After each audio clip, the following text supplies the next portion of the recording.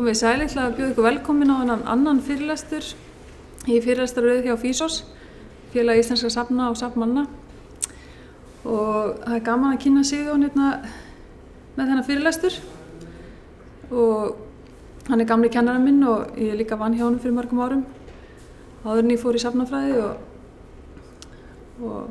já, gaman að fá að kynna hann hérna. Og mér hlakkar mjög mikið til að heyra fyrirlesturinn og ég ætla bara að bjóða þér orðið.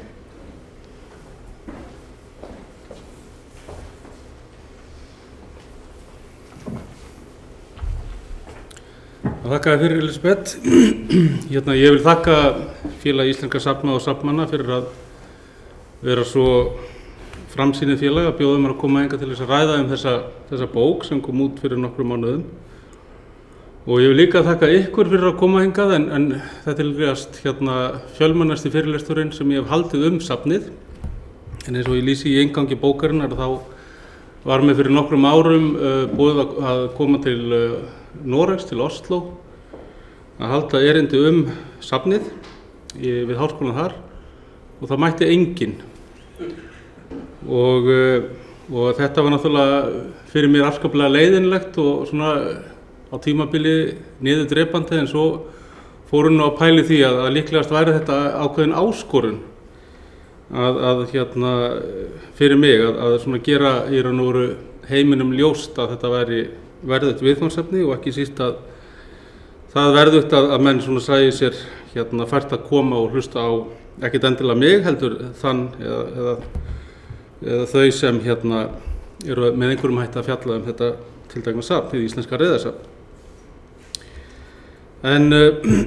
mér langar í dag að svona reifa eitt og annað sem kom upp í sambandi við þessa bók, það sem ég hef verið að hugsa og það sem rataði inn í þessa bók og þið getið lesið ykkur á síðum hennar. Og við erum svo heppin í dag að vera með Sigurð Hjartarson og Hjört Sigurðsson, annars vegar stofnanda safnsins og núverandi eiganda safnsins, og ég treysti því að þeir stoppi mig í vitleysunni ef ég er að fara eitthvað út af sporinu. En við getum kannski spurt þá eða og svo mig náttúrulega á eftir þegar ég er búið með mitt mál, svona eitt og annað varðar bæði minn svona málflutning í tengslu við þessa bók og svo kannski eitthvað annað sem kemur upp í þessar umræði hjá mér. En ég vildi byrja því að nefna það að bókin heitir Phallological Museum, sem er enska og á að þýða hið íslenska reiðarsafn. Upphaflega hugmyndin hjá mér var svo að bókin héti Icelandic, en útgefandunum hins vegar fannst það ekki nægilega góður titill. En það er svolítið mikilvægt fyrir mig eða var og er núna hér að svona útskýra það að leggja út af þessum titli. En titillinn Icelandic átti að endurspegla meðal annars ákveðna söfnunarstefnu sem safnið hefur haft í heiðri alveg frá stofnun þess, sem miðaði því að safna reðum af öllum spendýrum bæði á og við Ísland. Og þessi titill Icelandic vísaði til þess. En titillinn Icelandic vísaði einnig til þess sem maður hefur orðið var við, og ég ger ráð fyrir að þið hafi orðið var við svona í ykkar samræðum þetta safn, að safnið er með einhverjum hætti fjallað undir einhvers konar formerkjum kjánaskapar, sem er þá einhvers konar þýðing mín á dykk, að einhver sé dykk, einhver sé kjáni eða einhver sé afglapi. Og að mati sumra, eins og ég kannski kem að aðeins síðar, að þá er þetta svolítið það er eitthvað kjánalegt við þetta, eitthvað afglapalegt og kannski ein ástæðan fyrir því að margir eru að flissa þegar minnst á þetta safn og ekki síst þegar verið að tala þetta safn. En síðan má segja að þriðja ástæðan fyrir því að ég vildi leggja til þennan titil á þessu verki var að svona einn megin útgangspunktur bókarinnar,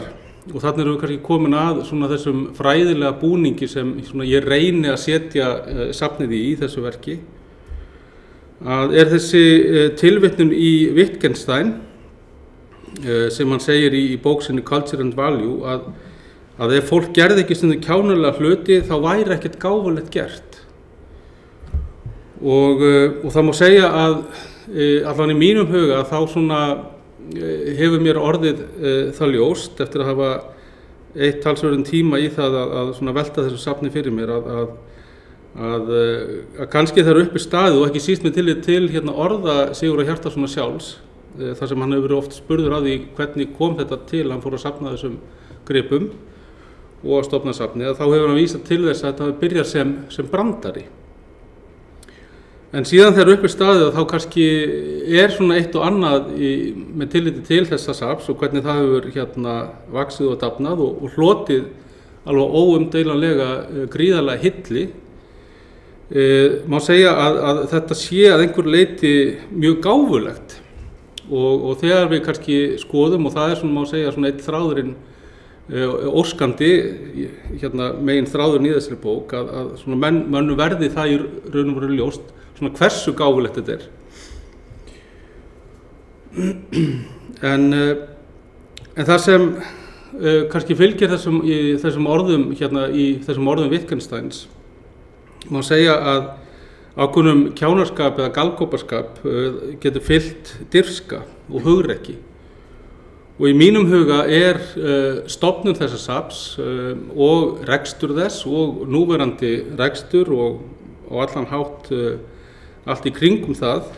frá upphafi til dagsins í dag einmitt dæmi ákveðna dirfsku og hugrekki. Þessi titill hann var því hugsaður sem ákveðin sýn á þetta safn, hvað það stóð fyrir með tillit til söfnunar, en þetta var líka ákveðin hérna endurspeglun á manneskjuna, okkur sem Íslendinga, en líka hægt að yfirfæra það bara yfir á bara hinn mannskepnuna sem slíka, sem hefur alltaf í sér einhvern kjánarskap eða galgopaskap, einhvers konar eitthvað sem þykir ógáfulegt, en þetta líka ákveðin endurspeglun á íslenskt samfélag og svo framvegis. Þessi titill kom ekki til greina að mati útgefandans. En ég nefndi hérna áðan að þetta safn væri óumdeilanlega eitt af þekktustu söfnum hér á landi og það þarf ekki að fara víða til þess að komast að raun það. Við getum bara farið fyrir framan tölvun okkar og googlað hérna þetta safn og síðan getum við reynt að finna eitthvað annað safn á Íslandi, eitthvað sambærilegt og googlað hérna það og borið saman þær tölur sem koma upp í hérna leitunum og ég held að hið íslenska reiðasafn hafi vinningin þar og hérna í áhorfendarsalnum núna kom kona hérna með þessa bók til mín sem hún ætlar að gefa hérna Landsbókasafninu, eða Háskólabókasafninu, sem heitir The Essential Guide to Collectibles og eina safnið frá Íslandi sem minnst á í þessari nýlegu bók hið íslenska reiðasafn. Og þetta bara svona eitt dæmi það hversu oft þetta safn ratar inn í yfirlitsrit eins og þetta og þau eru mörg og svo að ógleymdum hérna listum sem að birtast alltaf reglulega yfir furðulegustu safn í heimi og hið íslenska reiðasafn iðulega sett á þann lista. En eitt svona megin punkturinn sem að ég mig langar til þess aðeins að undirstrika hérna áhuga minn á því að hérna fjalla þetta safn að í mínum huga þetta safn með djúpar rætur í því sem við getum kallað hérna safnarmenningu á Íslandi. Og hérna hef ég sett upp á glæruna nokkra flokka safna eins og menningarminjasafna, listasafna og náttúruminjasafn. En við eigum fullt af fulltrúum þessara safnflokka sem eru með samskonar eiginleika eins og mér finnst ég greina í Sigurði Hjartarsyni, stofnanda safnsins. Og þetta eru eiginleikar sem eru, má kannski segja, séu, og þetta alls ekki tæmandi listi, þetta einhvers konar næmni, þetta einhvers konar forvitni og þetta líka kannski ákveðin eiginleiki í því að ganga lengra, kannski einhver dirfska eða jafnvel kjánarskapur, allt af því hvernig við orðum það. En síðan má segja að eins og við sjáum til dæmis af safnara menningu sem við eigum að minnstakosti skráða frá upphafi 19. aldar, svona 1830–40, að þá hefur þessi svona næmni og forvitni og eiginleikar safnarna oft á tíðum orðið til þess að vegur þeirra og sýn fyrir það sem þeir að safna orðið með þeim hætti að menn fylla stolti þegar minnstir á það og við erum til dæmis bara stödd inn í einni slíkri stofnun sem Þjóðminjasafn Íslands sem var stofnað af mönnum sem höfðu ákveðna sýn en þeir voru að berjast gegn, eins og Sigurður Guðmundsson og fleiri, voru að berjast gegn mjög ákveðnum öflum í íslensku samfélagi sem fannst þetta vera kjánalegt, svo ég noti kannski það orð aftur.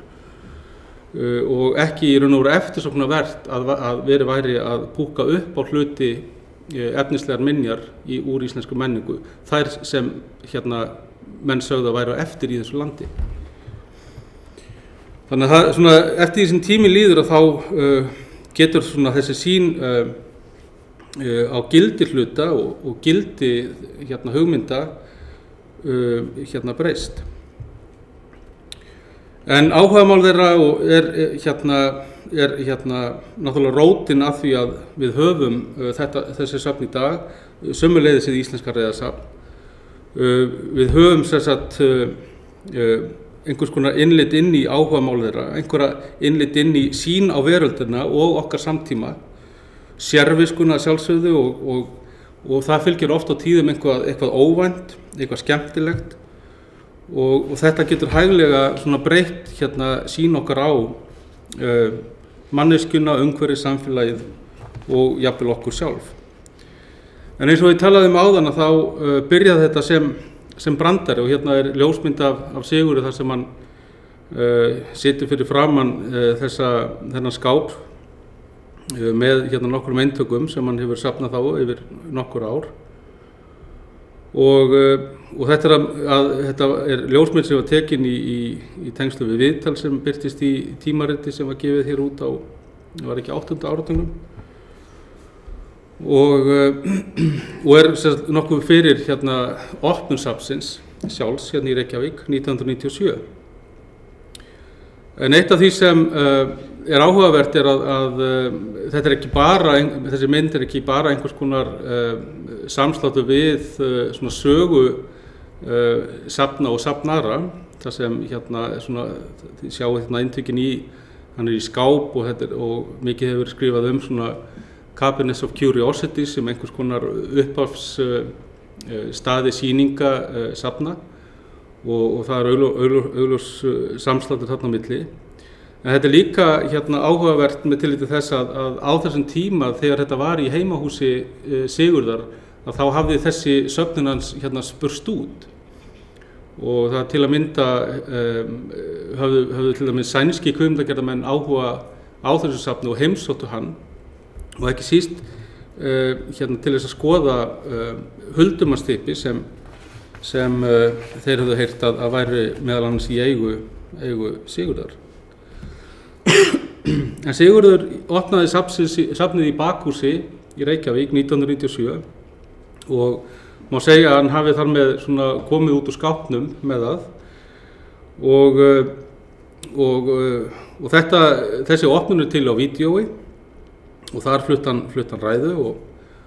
og þar náttúrulega má segja að þar hafi komið strax í ljós ákveðin metnaður hans fyrir hönd safnsins sem var meðal hans á að menn ætti að taka þessari viðbót við menningarlegu Íslendinga með einhvers konar æðruleysi og húmórinn að vopni. En auðvitað var náttúrulega ákveðin svona alvarlegri undirtónn þarna, og að sama skapi má líka segja að hann hafi verið að mínum mati að leggja fram ákveðið svona leggja sig að einhverju leyti svona á höggstokkin, vegna þess að eins og við mun koma hér að og eftir, að þá hann að koma fram með viðfangsefni, gera það opinbert, sem þangað til hafði með einhverju móti, með ýmsu móti kannski, verið feimnismál og að einhverju leyti líka þess efnis að gerir þú þetta, þá áttu á hættu að þú sjálfur og hann Sigurður í þessu tilviki verður fyrir ákveðinni gagnrýni eða fólk fara að skoða hann með ákveðnum augum, og það hefur alveg komið í ljós,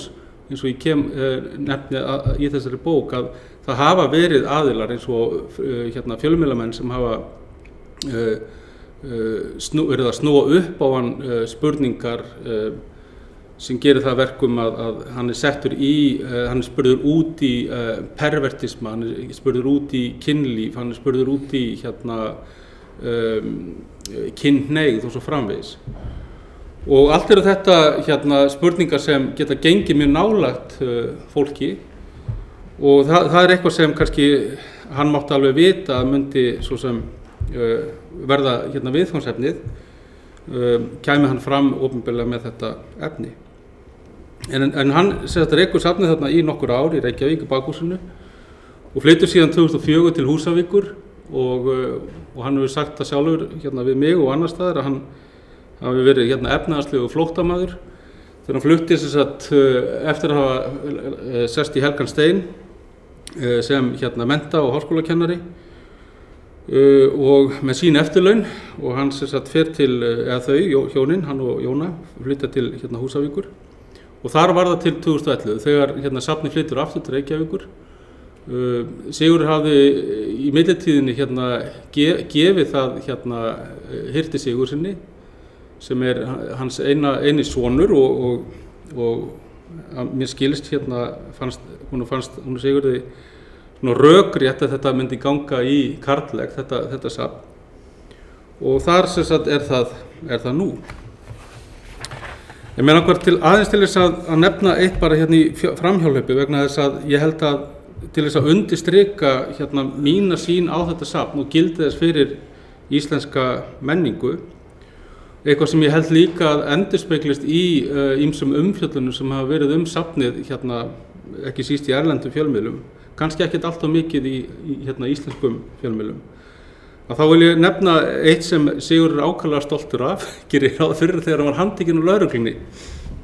1983 ásamt Úlfari Þormóðssyni fyrir það að dreifa eða ólöglegri útgáfu af Speglinum. En upplagið af Speglinu hafi verið gert upptækt á grundvelli kæru dreifingu á ærumeiðingum og klámi. Og þeir sáu sér tveir félagarnir, Sigurður og Úlfar, leika á borði og eftir að upplagið hafi verið gert upptækt af lögreglunni og létu prenta fleiri eintök og tóku sér til við að selja þannig á Lækjartorgi. Þetta er kannski löng saga að segja, en Úlfar var síðan dæmdur í Hæstarétti fyrir guðlast. Í raun og veru var ákærunni breytt svona á tímabilinu, en þessi þáttaka Sigurðar að einhver leyti í mínum huga dæmi áhuga hans og trú á málfrelsisákvæði stjórnarskrárinnar, bara sem dæmi. Og þennan stjórnarskrárin rétt okkar. Og eitt af því sem sett var til dæmis út á í Speglunum var til dæmis þessi mynd sem þótti og var sérstaklega lýst í dómsorði Hæstaréttar þegar Úlfar var dæmdur. En þetta er dæmi eina mynd sem er í bókinu safnið, sem sýnir að í mínum huga að á þeim tíma í upphafi 9. áratugarins að þá var kannski eitt og annað þarna sem gerði það að verkum að svona myndir eins og við sjáum til dæmis núna hérna upp á glærunni þóttu óviðandi og mann gátu goldið þess með goldið þess dýru verði. En og þáttaka Sigurðar að einhver leyti svona þarna enn og aftur hugsandi þetta sem Wittgenstein sagði og ég nefndi hér áðan varðandi kjánaskapinn að geti fylgt ákveðinni dirfsku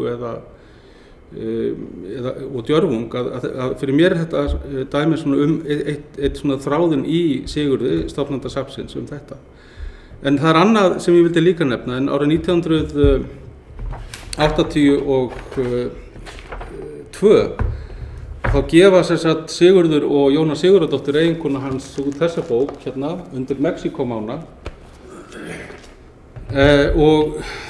en í 14 mánuði fóru þau hjónin með börnin sín 4 til Mexíkó og árangurinn af þeirri för lýst í þessari bók og upplifun þeirra. Og þetta mjög svona pólitísk bók og það svona einn þráðurinn í Sigurð og fyrir mér líka í þessu safni sem ég kannski kem aðeins seinna sem svona einkennandi fyrir þetta tiltekna safn. En bara til þess að gefa ykkur svona smá innsýn inn í skrif hans, langar mig aðeins til þess að lesa upp úr þessari bók undir Mexíkómána en í 10. kafla segja þau: Sagt hefur verið að fá lönd veraldar búi yfir jafnmikilli fjölbreytni og Mexíkó. Hér eru snævikrýnd fjöll, hitabeltis frumskógar, svalar hásléttur og sólbrunnar eyðimerkur. En þótt landið sé fjölbreytilegt þó mannlífið miklu margbreytilegra. Hér ægir öllu saman háþróuðu tæknilífi Vesturlanda og margstæðum indjánskum búskap og mannlífi. Stundum talað þjóðirnar tvær, þá evrópsku og þá indjánsku. En miklu nær var að tala þjóðirnar tvær í Mexíkó, þá sem á og þá sem ekkert á, og fer þessi skilgreining reyndar allmjög saman við þá fyrri. Í landi sem á sér að baki 70 ára alþýðubyltingu í gæsalöpum, finnst ef til vill hrottalegri munur ríkra og fátækra en í flestum öðrum löndum. Byltingunni hefur ekki tekist að dreifa auðnum betur, auðstéttin hefur vaxið mjög og haldið sínum áhrifum, millistéttin hefur vissulega stækkað og styrkt sín tök, og þótt hlutfallsleg stærð öreigalífsins hafi ef til vill minnkað nokkuð, hefur mexíkanska þjóðin að minnstakosti 5-faldast síðan 1920. Allsleysingjarnir í landinu eru því margfalt fleiri en þeir voru þá og hlutu þeirra virðist lítt hafa skánað.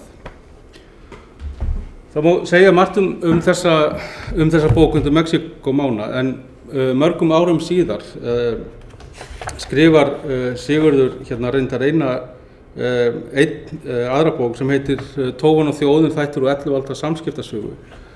og hann gaf hana út sjálfur 2010 en þar hann aftur komin í að mínu mati ákveðin gír þarna það sem tengja má við málfrelsis og svona réttlætis vitundans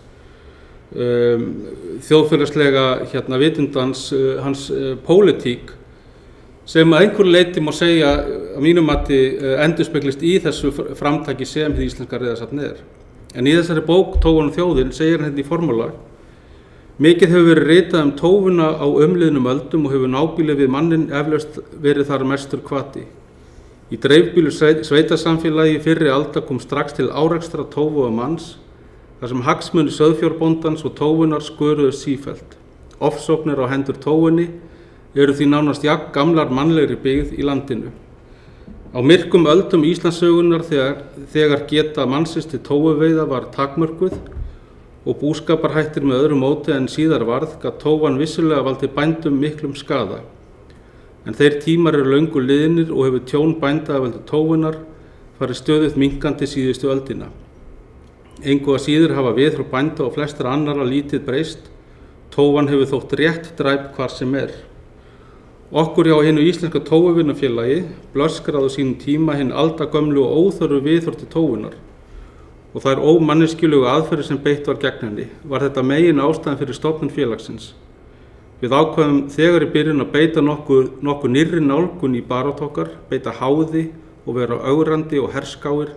og ganga eins langt og kostur var í málflutningum til að ná til almennings. Með öðrum orðum að þessi svona pólitíski svona þráður í Sigurði finnst mér að hann endurspeglist í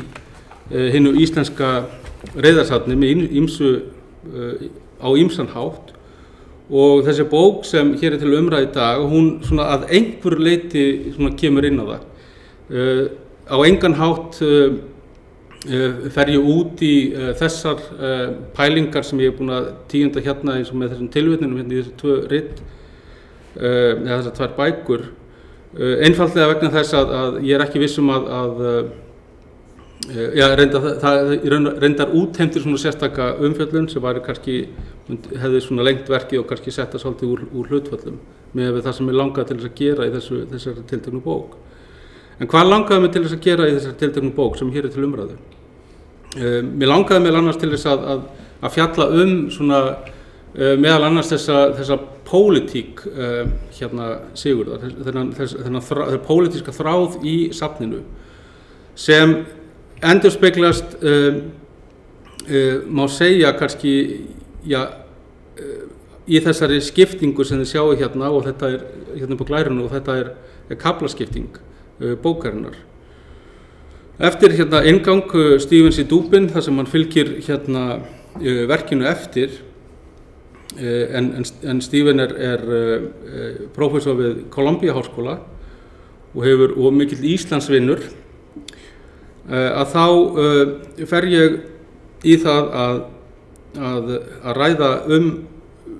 þessa sýn sem í raun og veru við getum sagt að sé þannig að horfa á heiminn eins og segir einhvers staðar í hérna tiltekinni blaðagrein sem ég hérna fann að horfa á heiminn út í gegnum klofið. Svona, hvað getur það mögulega þýtt?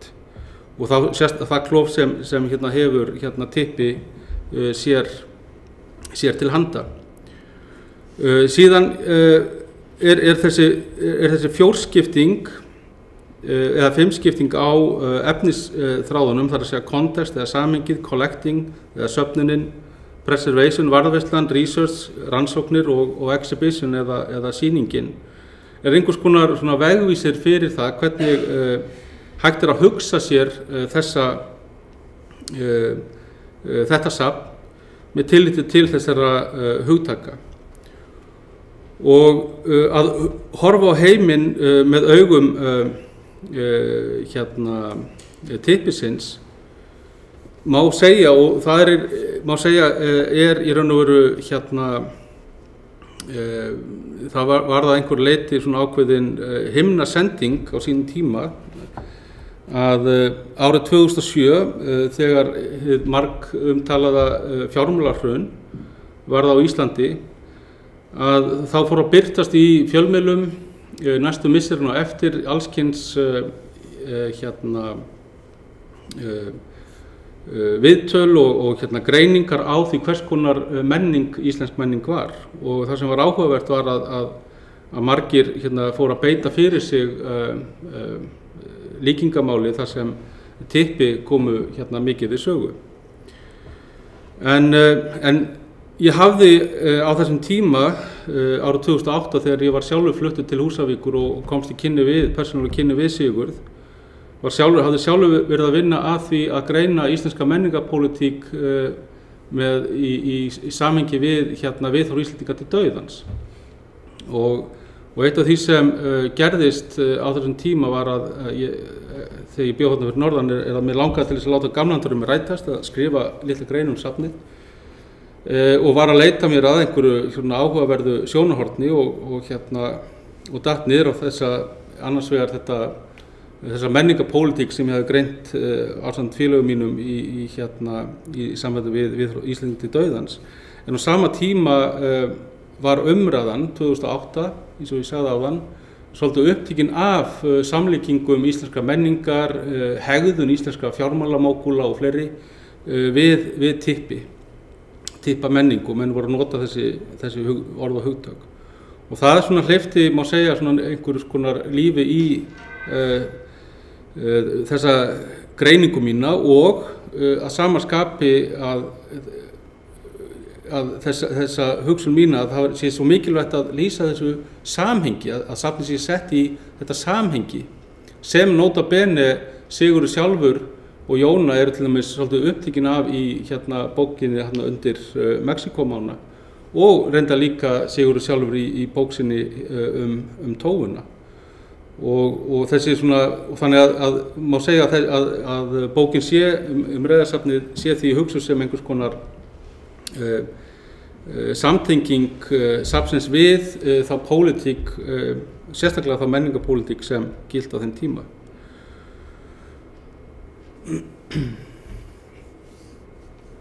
En þessi kaflar sem eru þarna varðandi eins og collecting, preservation, research og exhibition, þetta eru einhvers konar yfirheiti sem einhvers konar leiðarvísir inn í það hvernig mögulegt að hugsa þessa undirkafla sem koma þarna á eftir. Bókin er á engan hátt að fjalla svona beint og hvernig safnið að stuðla að varðveislu eða preservation á tippum, þó svo að það sé vissilega komið aðeins inn á það. Svo sem eins og í gegnum hamskera hlutverki sem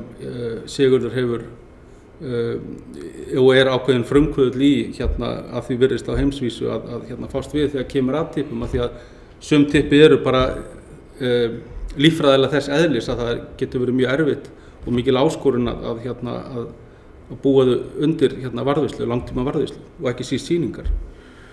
Það er ekki, ég með öðrum orðum ekki að fást við þetta beint, heldur meira svona óbeint, og hið sama gildir rannsóknirnar og sýningarnar. En aðeins að þessu konteksti, þessu menningarlega samhengi, menningarpólitíska samhengi sem ég hef minnst aðeins á hér. Leið og við förum að horfa á íslenskt samfélag í gegnum tippið, eða að þá svona gerist ofta tíðum þá óvænt að við förum að taka eftir ýmsu sem við kannski tökum ekki eftir. Og hér til dæmis ein auglýsing sem mér hefur áskotnast í því eftir að safnið breytti svona minni heimsýn. Það sem verið að tala besta vin Pungsins og Buddunar, sem einhver vefsíða sem var opnuð og ég veit ekki hvort hún sé þá til staðar. En annað dæmi eins og ég nefndi áðan að hér Pálmi í Fons í blaðaviðtali að lýsa meðal annars því yfir að hann ásamt fleirum útrásarvíkingum hafa verið í tippakeppni. Og Andri Snær Magnason talaði í einni heimildamynd að útrásarvísningarnar hefði verið í standpínukeppni og svo framvegis. En það var ekki bara þetta sem kannski gerir það að verkum að til dæmis að þessi breyting að við hugsum aðeins tilbaka til 1983 þegar Sigurður og Úlfar eru handteknir á Lækjartorgi, að meðal annars fyrir það að sýna þessa auglýsingu sem ég sýndi ykkur áðan, að eitt af því sem hafði breyst á þessum tíma, þar að segja tæplega 20 árum seinna, var að það voru komnar svona ný viðmið, ný siðferðileg viðmið meðal annars inn í íslenskt samfélag sem ég tengi í þessari bók við nýfrjálshyggju eða neoliberalisma. Og því fylgdi meðal annars ný sýn á einstaklingin, mikil umfjöllun frelsi, hið sama gildur hugmyndir kynferðismál og mörkin þar á milli, hvað leyfilegt og hvað ekki leyfilegt. Og ef við förum bara 30-40 ár aftur í tíman, að þá væri það sem var að gerast í upphafi eða í lok 10. áratugurins eða árin þar á eftir, það hefði verið með öllu óhugsandi að bjóða hér upp á nektarstaði, upp á sjónvarpsrásir þar sem var verið sem eru ljósbláar, dökkbláar eða hvernig sem þar eru. En bara fyrir 30-40 árum var verið að handtaka menn fyrir það að fjölfalda ljósmyndir upp úr dönskum klámblöðum og dreifa þeim undir borðið sjálfsögðu.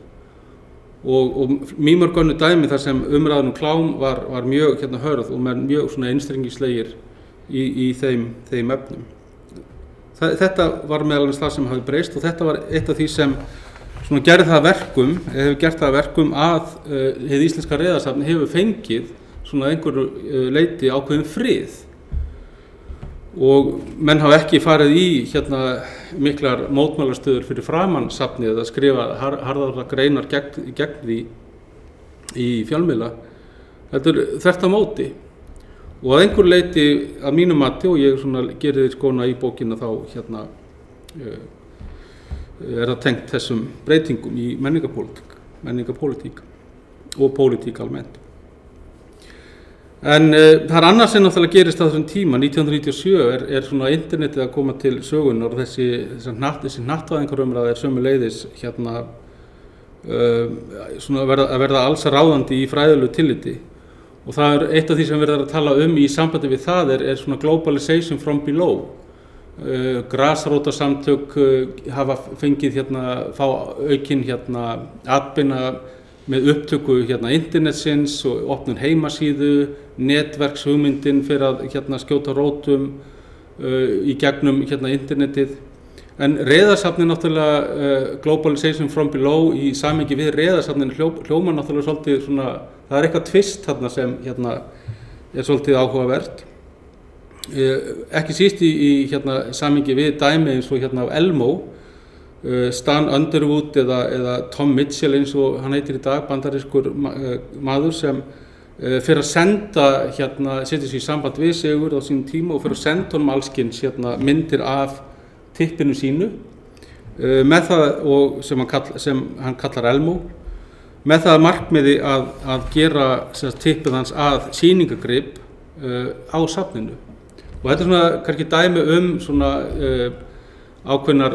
breytingar sem verða ekki bara á Íslandi í svona menningarlegum og líka í svona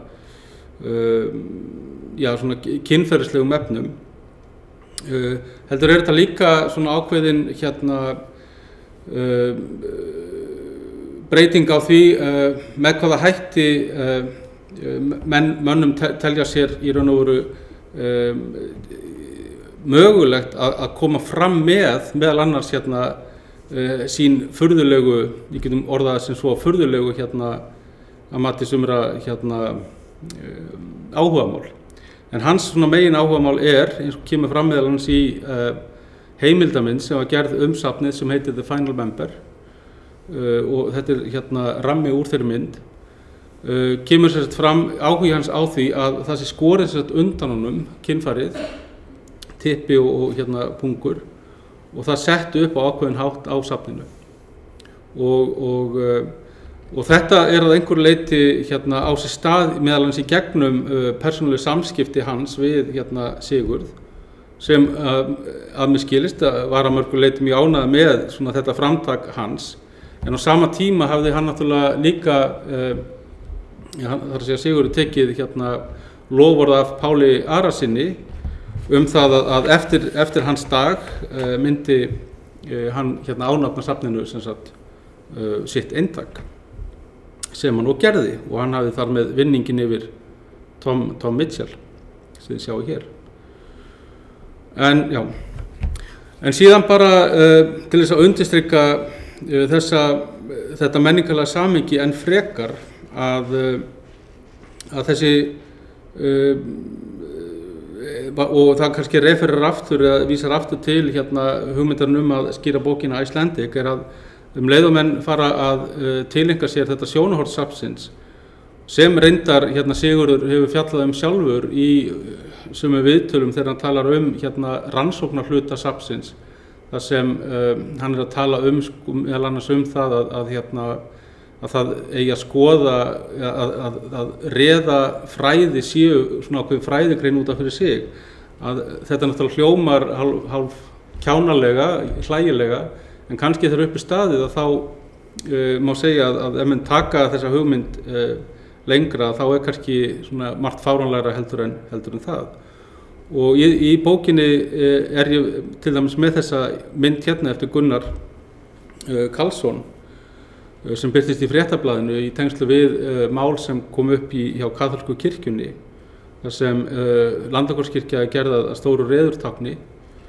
og það kannski einmitt þessi svona hið íslenska reðarsafn einmitt svona eykur næmni okkar fyrir því að þessir hlutir séu skoðaðir ekkert endilega í einhverju svona sálfræðilegu ljósi heldur í svona menningarlegu ljósi svo sem með tilliti þess hvernig tippinu reiðir af, hvernig það sýnt í íslenskri menningu og þetta viðstöðulaust leið og þetta sjónarhorn fer að svona dúkka upp að þá virðist ekkert lát vera á því hversu mörg tippin dúkka upp í umræðinni og núna síðast varandi kratatypin svokölluðu sem átti að mála í pollapöngslitum í Hafnarfirði. Sérstakur fréttamaður fer til út á Seltjarnarnes og gerir frétt snjótyppi á Seltjarnarnesi og þetta ekki einsdæmi, svona snjótyppis fréttir, alls ekki einsdæmi, einhverjir til dæmis teiknuð í snjóun og Seltjarnarnesi fyrir öryggismyndavélar, risastór typpi og þetta var frétt á pressan.is. En ég nefndi áðan að þetta væri heimsfrægt safn og hér í þessari bók til dæmis eftir breskan svona húmorista, leikara, Richard Herring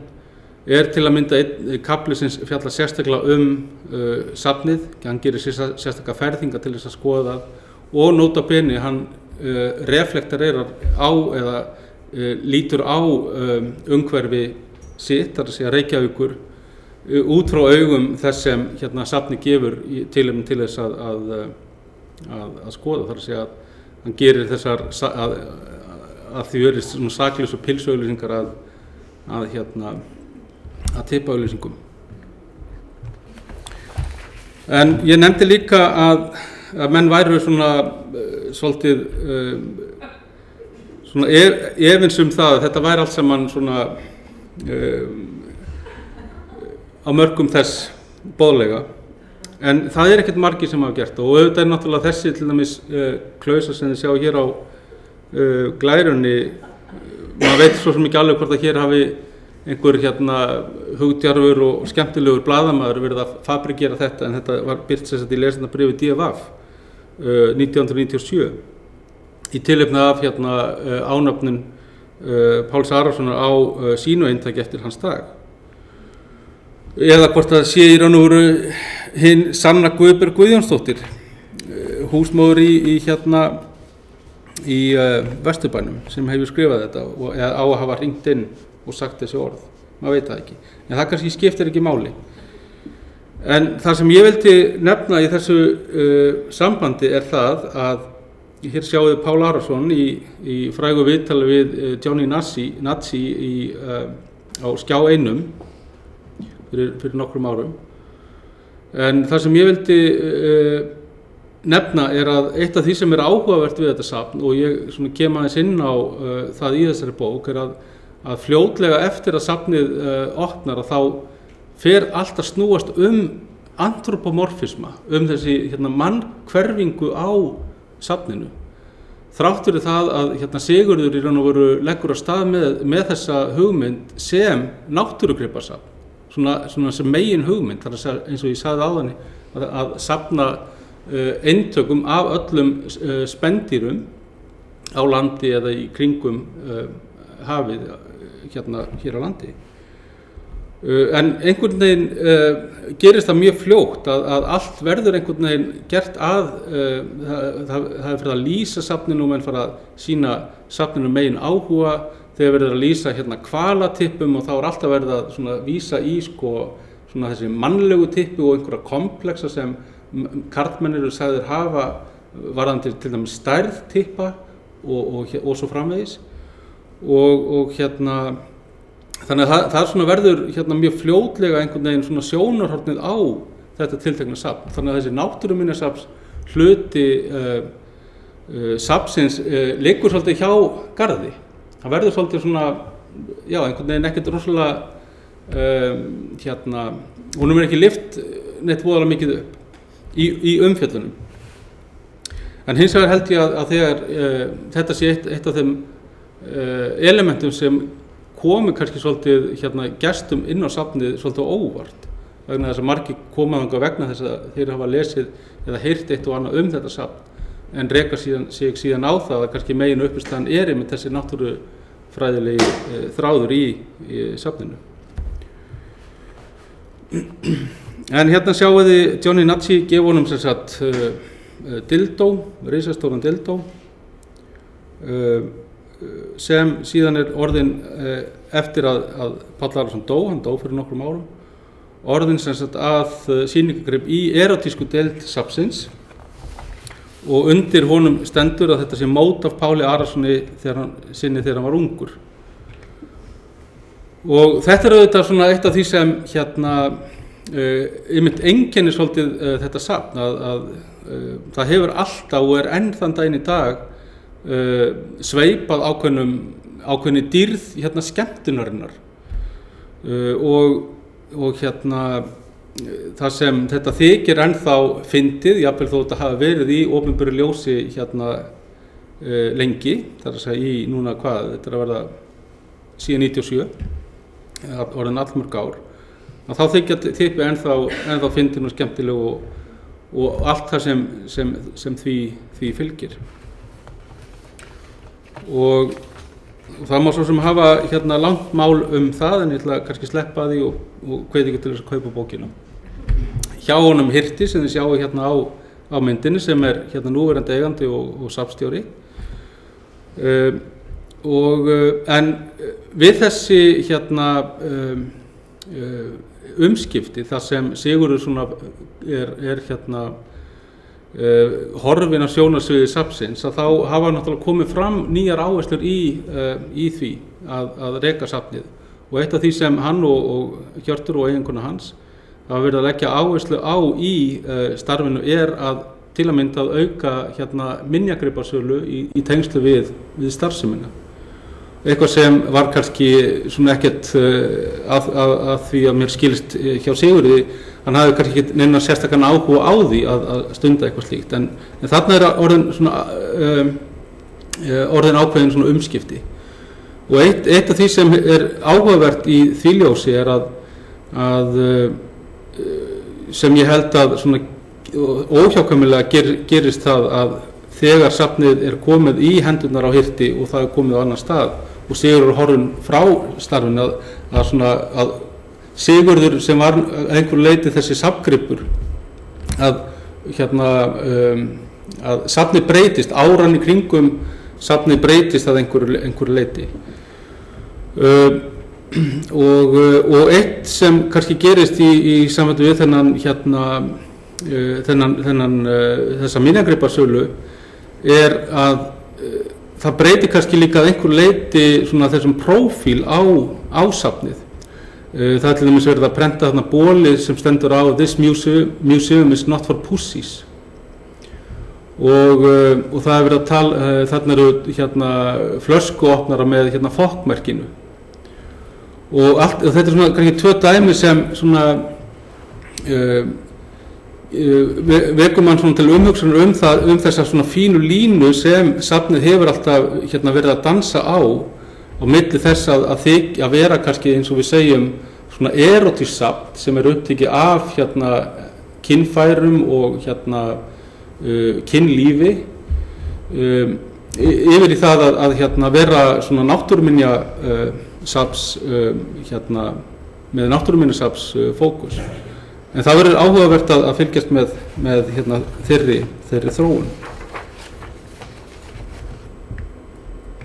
Og ég held að ég láti bara staða numið hér. Takk fyrir.